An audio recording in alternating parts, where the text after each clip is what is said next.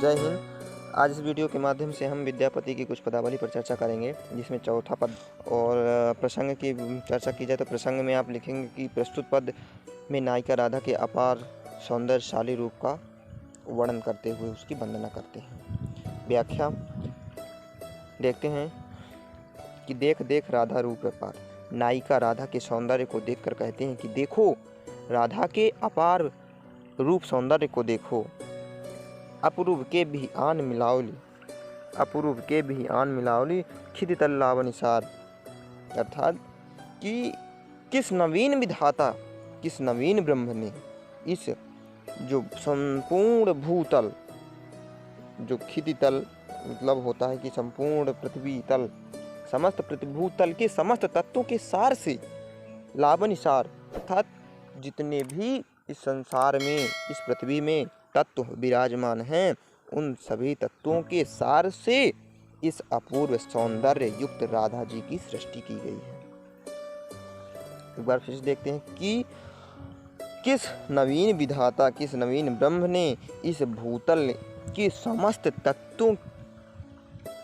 तत्व के सार से इस अपूर्व सौंदर्य युक्त राधा जी की सृष्टि की है। क्योंकि अब इसमें यह भी कहा जा सकता है, जो नवीन विधाता का तात्पर्य ये है कि आज तक इतना सौंदर्यशाली रूप किसी का हुआ नहीं, क्योंकि आज तक जो ब्रह्मा ने जितने भी जीवों का निर्माण किया है तो उनमें से किसी को इतना सुंदर नहीं बनाया है जितना राधा जी की सुंदरता है।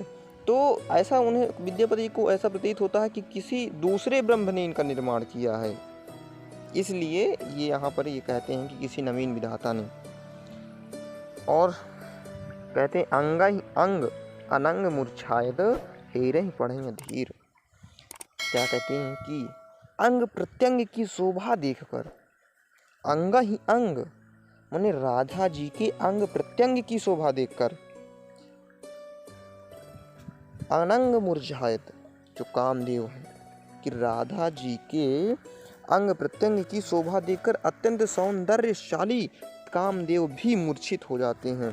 मूर्छायत मूर्छित होकर, पड़े अधीर अर्थात मूर्छित होकर वो अधीर या व्याकुल होकर वो अधीर होकर मूर्छित हो जाते हैं, मूर्छित गिर पड़ते हैं।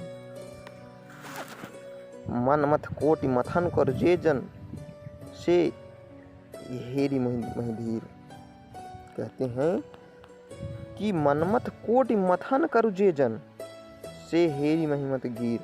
मतलब कि मनमथ आप कामदेव से ले सकते हैं कि मनमथ माने कामदेव, कोटि माने करोड़ों, मथन करु जे जन, मथन कर जे जन मतलब कि जो उनके मथन किए, मतलब उनकी सुंदरता खुद धारण किए हुए है। जैसे यहाँ पर श्री कृष्ण को बताया गया है कि जो श्री कृष्ण हैं वो करोड़ों कोटि मथन माने करोड़ों कामदेवों की सौंदर्यता को खुद में धारण किए हुए हैं।